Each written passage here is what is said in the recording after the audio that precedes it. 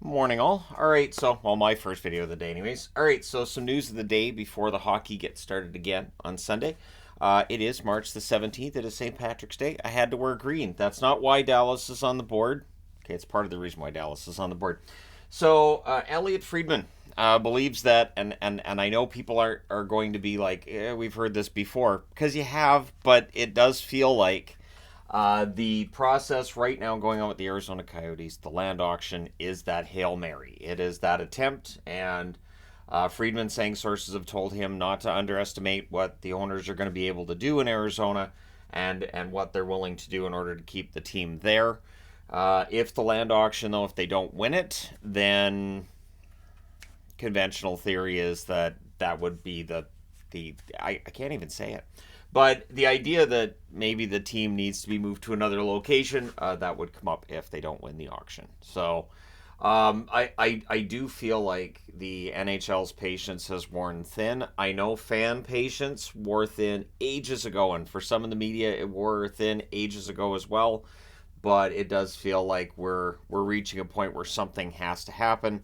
And so, yeah, we'll see whether or not, if they win the auction, they get the building, and then we see probably 3 years, 4 years down the road, that building being opened, and whether or not it's going to be ready for the start of a season or the middle of a season, who knows? You just never know with building construction. But at this point, I guess they're on the clock, and yet I've been saying this for a while, and yeah, so we'll see what happens there. But if they win the bid, they keep the team, and if they don't, they probably move. Maybe. It just feels like this is something we've been going through for a very long time, and so we'll see if anything changes. Let me know your thoughts. So Spencer Martin yesterday signed a 1-year extension with the Carolina Hurricanes, worth league minimum $775,000. So there's no risk to that contract. It doesn't mean they won't end up putting him on waivers at some point next year, because Martin's cleared waivers in previous seasons, just didn't clear them this year. But yeah, Martin gets some job security, and I mean, he's a good fill-in. He can be a good number two at times, as long as he's not overplayed. This is what I keep saying. Just as long as he's not overplayed, he should be all right. That was the problem in Vancouver. I think they overplayed him. So the Nashville Predators are 1 game short of a points record that the team's point record, anyways. Last night with that win over Seattle, they have a 14-game point streak. The record is 15, set by the team back in the 2017-2018 season. And those Preds were President's Trophy winners, as I remember it. So this is a Nashville team that has been doing quite well, and I don't see any reason why they won't be dangerous come playoff time. I also wonder, as I said after the review or during the review last night, maybe they're looking above them in the standings and saying, "Hey, we can maybe catch somebody else too." So it is entertaining. It's a lot of fun to watch Nashville playing well, and really, it's a team effort. And Roman Josi playing arguably the best hockey maybe that he's ever played. So yeah, Nashville's been a lot of fun to watch them lately. Marty St. Louis was not behind the bench for the Montreal Canadiens last night. He has stepped away from the team for family reasons. I haven't seen anything specifying what's going on, and it's not really our business. If somebody says I have to go for a family emergency or family reasons, then that's good enough for me. And hopefully, whatever Marty St. Louis is dealing with, hopefully everything's okay, and he's back with the team as soon as possible. So Montreal, a team that's not in the hunt for a playoff spot, and they're definitely running down the clock until the end of the season right now. So we'll see when St. Louis gets back and how Montreal's record looks without him behind the bench. But I think he's been very good for the Montreal Canadiens, and so hopefully he's back soon. Mike Modano, a statue unveiled of him last night during the Dallas, or I think it was first intermission. They decided to do that last night.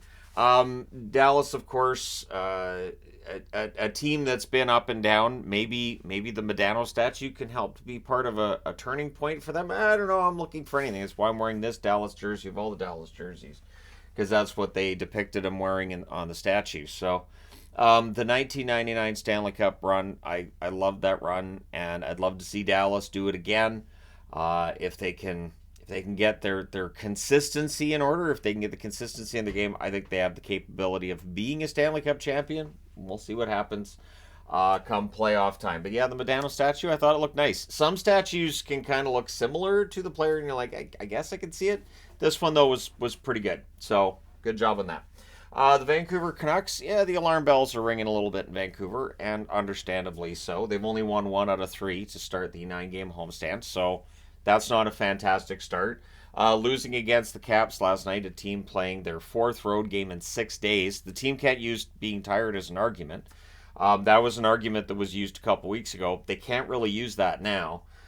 There's also been the pinpointing of, hey, well, that's when they got Lindholm, so they're 9-7-3. And their record since February 1st stands 15th amongst teams in the National Hockey League. So they're still 8 points ahead of the Oilers, but the Oilers have 3 games in hand. I do think Edmonton's outplaying them right now. Vancouver should win the division, but again, they've been struggling lately, and so we'll see this coming week whether things get better. They do have Buffalo coming in. I think Calgary's coming in after that. And I love Calgary Vancouver games. The Flames, I would expect, would bring their A game for that because they would love nothing more than to pull Vancouver back a little bit and hurt their standing. So yeah, it's been a rough quarter of the season for Vancouver. We'll see if they can right the ship in time for the playoffs because yeah, we're getting into that time of year where the teams that are playing really well may very well be able to cruise into the playoffs playing well, and the ones that are struggling have to figure that out. And there's only a limited number of weeks left to figure it out. We've only got 4 more Saturdays, and that's it in the regular season. So Vancouver does not have a lot of time left to get this figured out. The good news is I have tickets to 3 of their home games between now and the end of the season, so I'll get a good look at whether they get it together or they don't. And that's the one against LA, the one against Anaheim, and the one against Arizona. So fingers crossed they do well in those 3. But yeah, lately it's been tough. It's been tough. Like last night, I think the thing that got me was that the Capitals came in and dictated the play. It was a Capitals game. They played a Washington game. And once the Capitals settled in and got their style of game going, Vancouver didn't really have an answer. I've seen articles talking about how they haven't been able to raise their game. Yep, that's definitely a thing. That's definitely been an issue. And I mean, no Canadian teams won a cup since 1993, so it's not really anything new for teams up north of the border. It would be nice to see that drought change this year as well. So we'll see if that takes place. Maybe a time traveler could go back from June and tell me. Well, nothing happened. So anyways, there you go. Let me know your thoughts in the comment section below regarding any of the items on this board. I may very well be doing another news video later today. I may be doing other videos, but keep in mind, it is hockey all day again. We're starting with the Islanders and the Rangers. We do have the Zoom call this morning with members and patrons at a certain level. And yeah, so looking forward to that and hope everybody has a wonderful day today. It's an absolutely gorgeous day here. So we're getting almost summer-like temperatures right now, which is kind of nice, although I'm in the house. So I've been told it's nice outside.